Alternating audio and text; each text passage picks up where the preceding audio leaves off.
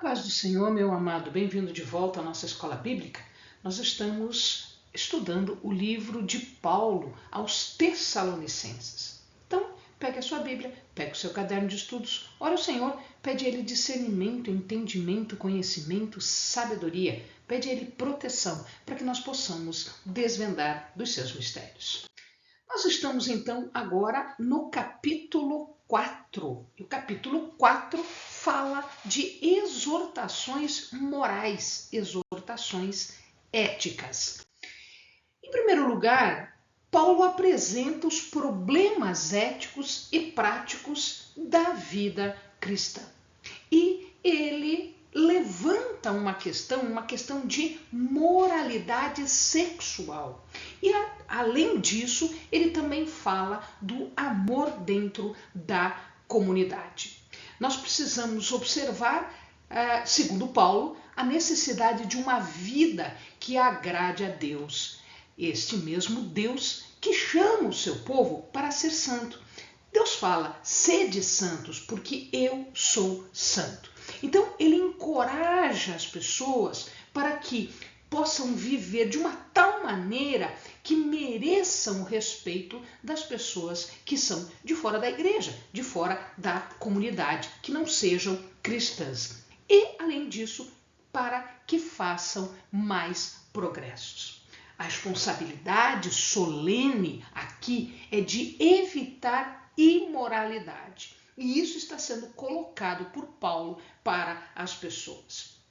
É claro que Paulo, ele louva a igreja por já viver um tipo de vida que quer que os membros pratiquem. Portanto, ele fala em rogar e exortar. Rogar é um pedido.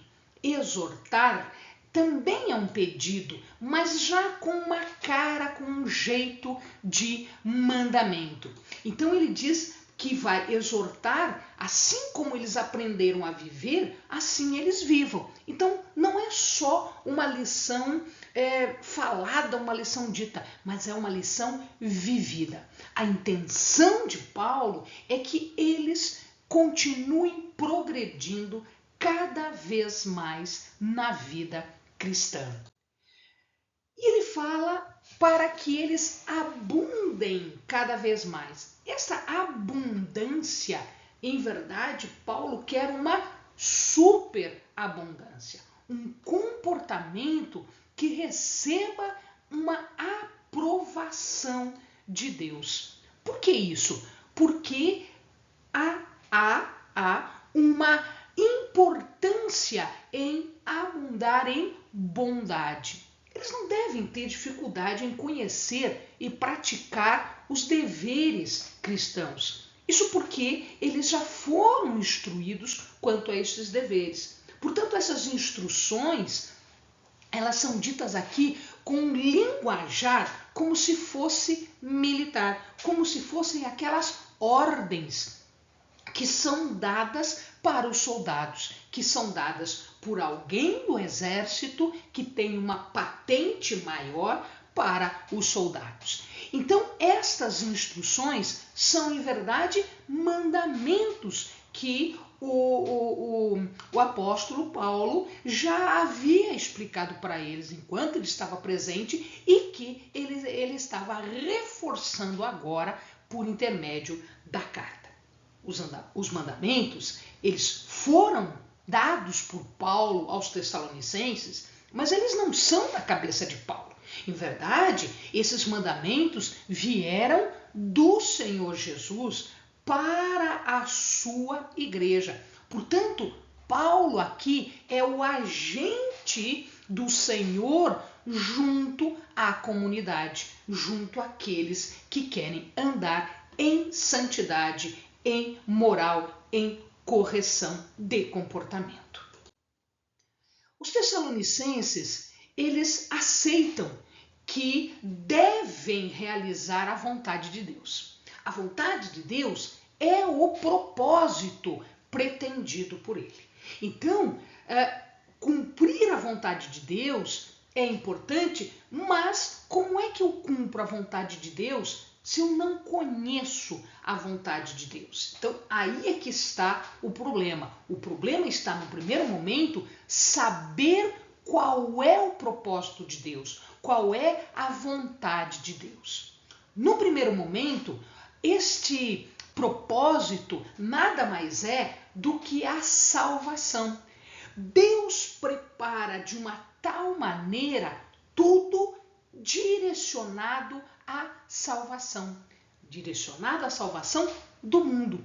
Tá? Ele, portanto, Deus emprega todo o meio necessário, tudo que for possível para atingir este seu desejo, que é o desejo de salvação.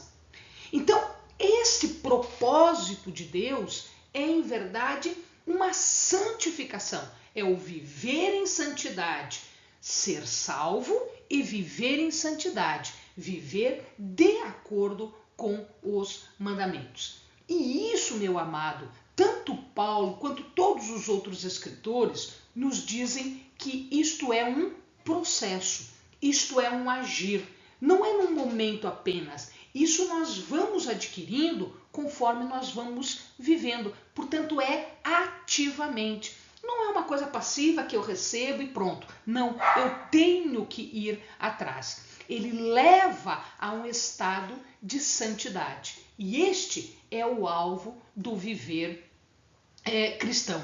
Então, a natureza do caráter cristão são todas aquelas qualidades que eles devem ter em relação a Deus, em relação à sua própria vida.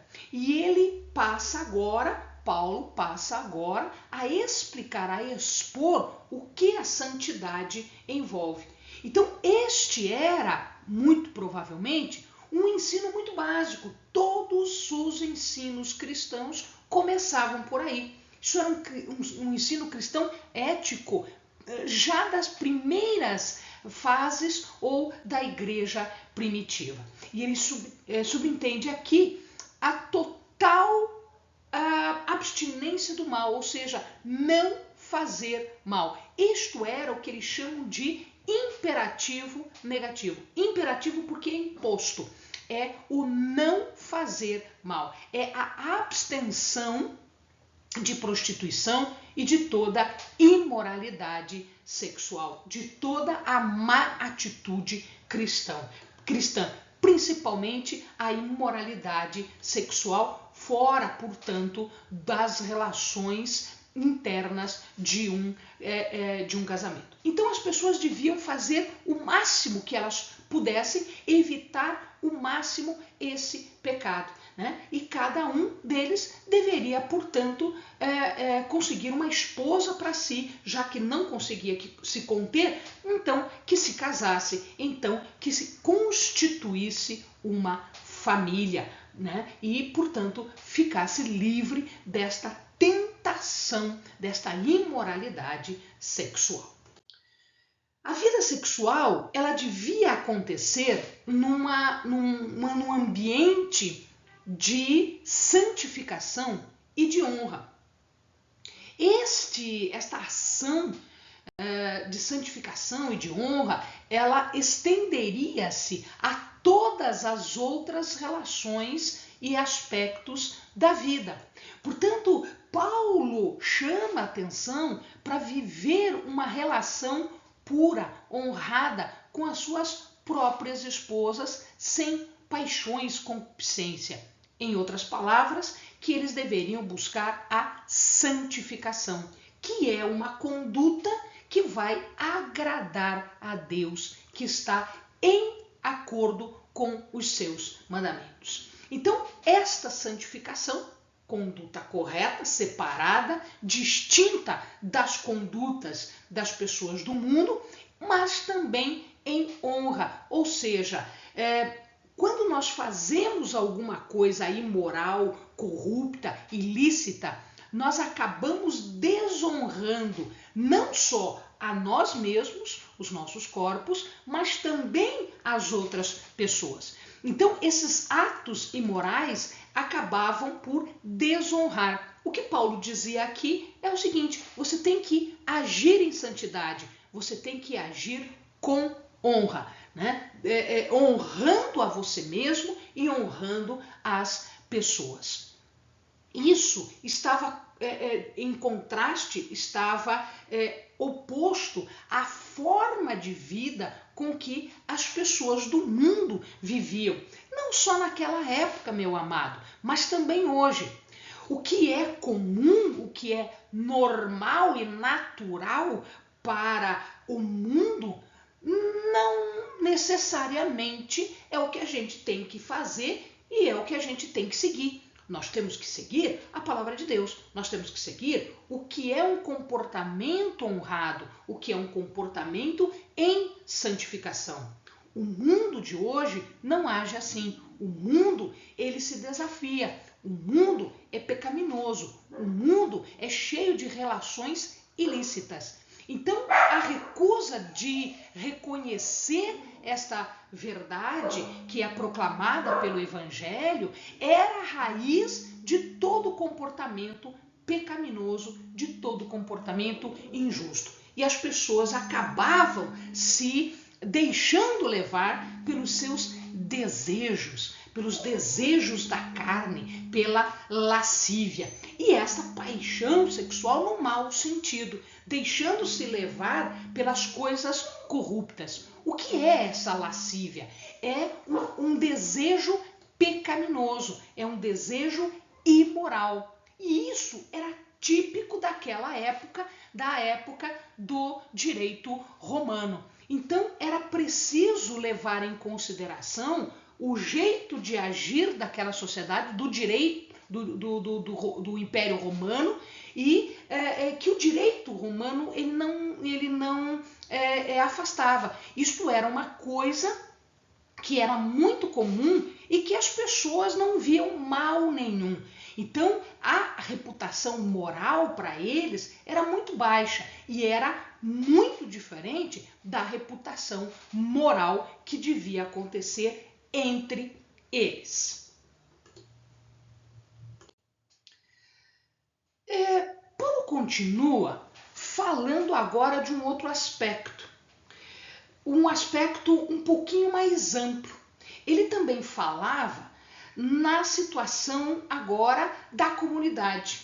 Então, não só nos relacionamentos pessoais, mas também nos relacionamentos entre as pessoas.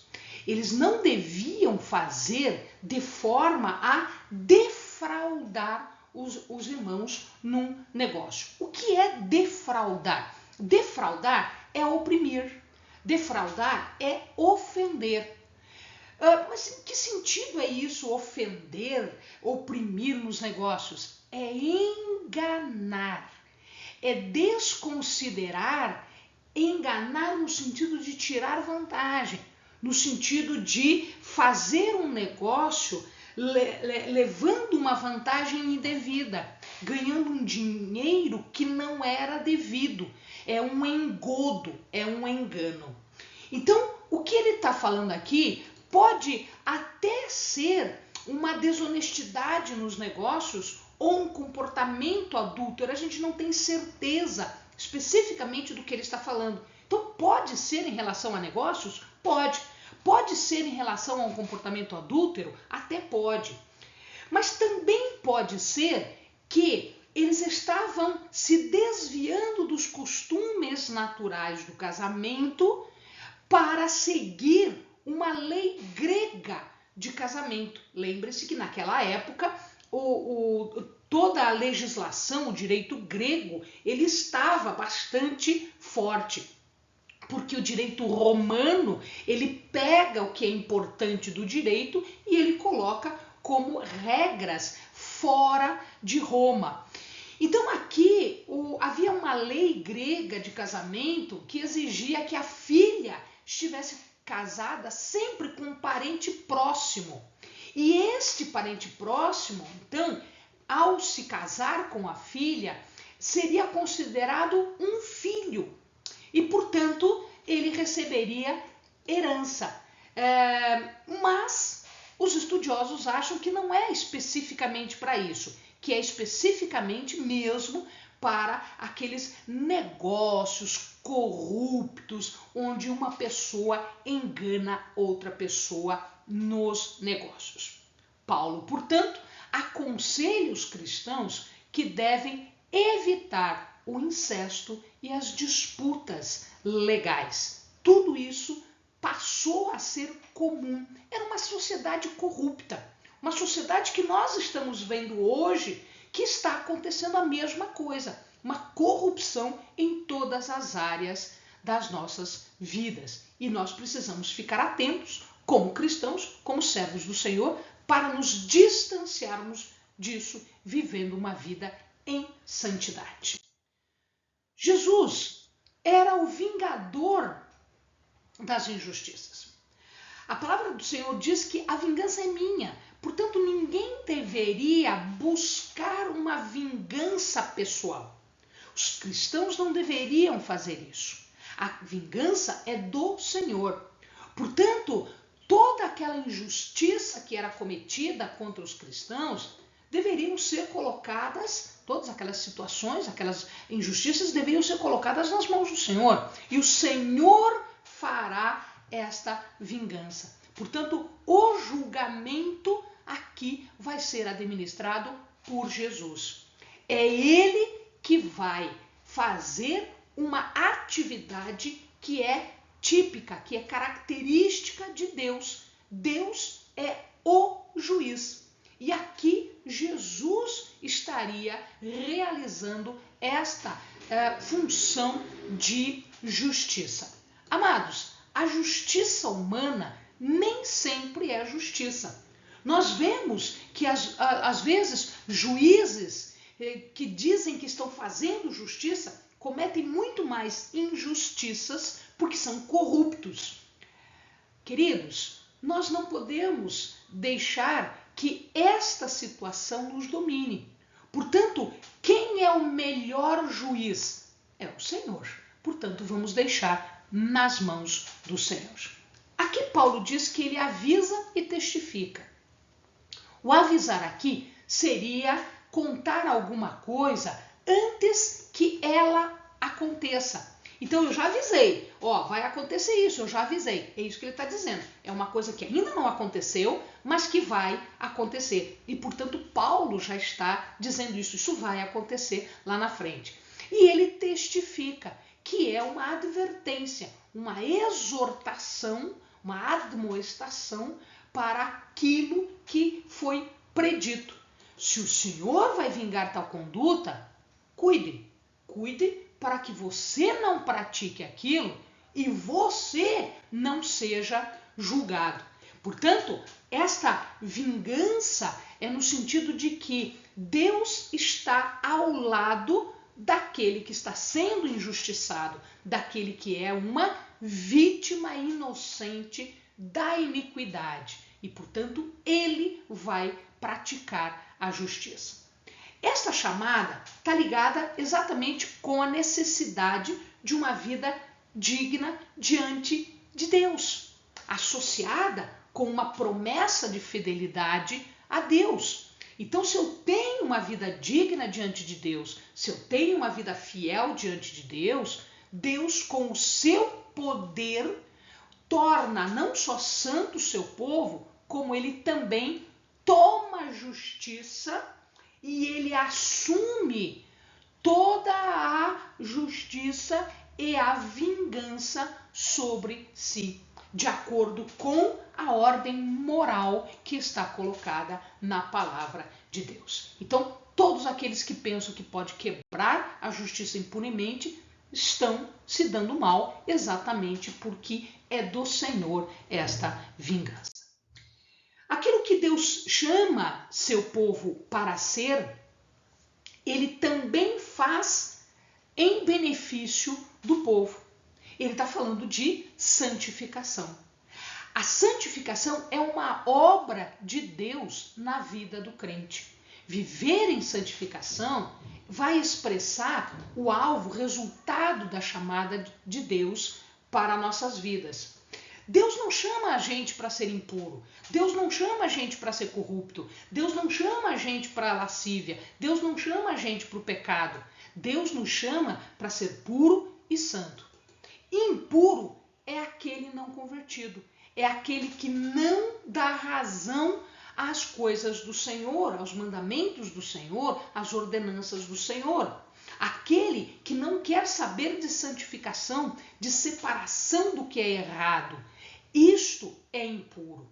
Portanto, estamos comparando aqui quem é santificado e que está nesse processo de santificação que Deus realiza na nossa vida, daquilo que é impuro, daquele que é uma pessoa corrupta. Então, se Deus está operando em nós, nós não precisamos voltar aos velhos caminhos. Nós temos os caminhos que são caminhos de Deus. Deus opera em nós a santificação, porque Ele nos chama para a santificação. Sede santos, porque eu sou santo.